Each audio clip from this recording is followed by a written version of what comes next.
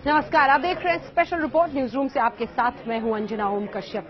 आम आदमी पार्टी ने नए सिरे से प्रधानमंत्री नरेंद्र मोदी को ललकारा है। वैसे बात तो होनी थी 2 करोड़ कपिल मिश्रा के आरोपों पर, लेकिन विधानसभा में आज ईवीएम का लाइव डेमो हैकिंग का करके आम आदमी पार्टी ने कह दिया, सिर्फ 3 घंटे पहले गुजरात के चुनावों के ईवीएम दे दो, एक एक सीट पर हम ही जीतेंगे।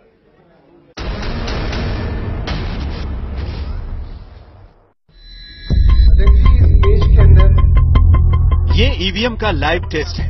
ये ईवीएम नकली सही, लेकिन ईवीएम की गवाही के लिए दिल्ली विधानसभा में पहुंचा, जहां आम आदमी पार्टी विधायक सौरभ भारद्वाज ये साबित कर रहे हैं कि ईवीएम के साथ न सिर्फ छेड़छाड़ हो सकती है, बल्कि कोड के जरिए किसी भी पार्टी के वोट किसी दूसरी पार्टी को दिलवाए जा सकते हैं। आज इस सदन के माध्यम से मैं दिखाना चाहता हूं कि इस प्रजातंत्र की नींव ऐसी मशीनों के ऊपर टिकी हुई है जिसको मेरे जैसा एक साधारण इंजीनियर भी 10-15 दिन की मेहनत के बाद जहां वोट डलवाना चाहे वहां वोट डलवा सकता है। ये हम अभी इस सदन के सामने साबित करेंगे। विधायक सौरभ भारद्वाज ने ईवीएम जैसी मशीन से विधानसभा में लाइव टेम्परिंग का लाइव डेमो दिखाया।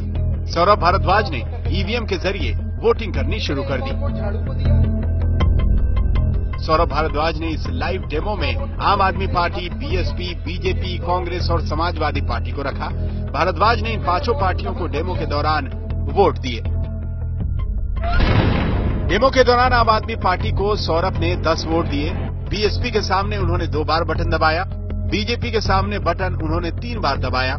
समाजवादी पार्टी और कांग्रेस को भी उन्होंने 2-2 वोट दिए। इस तरह ईवीएम नुमा मशीन में कुल 19 वोट डाले गए। सौरभ भारद्वाज ने इसके बाद वोटों की गिनती की बात की, लेकिन उससे पहले बीजेपी कार्यकर्ताओं पर कोड के जरिए ईवीएम में छेड़छाड़ की कहानी समझाई। ये हम आपको बताना चाहते हैं कि इसके सीक्रेट कोड हैं। जिस पार्टी के पास है वो उस सीक्रेट कोड को इस मशीन के अंदर दाखिल करके अपनी पार्टी को जिता सकता है। अगर आपने तय कर लिया कि सरकार तो बीजेपी की है, तो कोड भी बीजेपी वालों को पता है। और अगर आपने 10 बजे तय कर लिया है कि अब आपको बीजेपी को जिताना है और अब जो जो वोट इस बूथ के अंदर डलेगी, बटन चाहे कोई भी दबे, वो वोट सिर्फ और सिर्फ कमल पे जाएगी, तो उसका कोड है 123414। इस लाइव डेमो में वोटिंग के बाद जब वोटों की गिनती हुई तो ईवीएम नुमा मशीन में पार्टियों को डाले गए वोटों में बड़ा हेरफेर दिखने लगा। आम आदमी पार्टी को 10 वोट पड़े थे, लेकिन नतीजे में आम आदमी पार्टी के खाते में 2 वोट दिख रहे थे।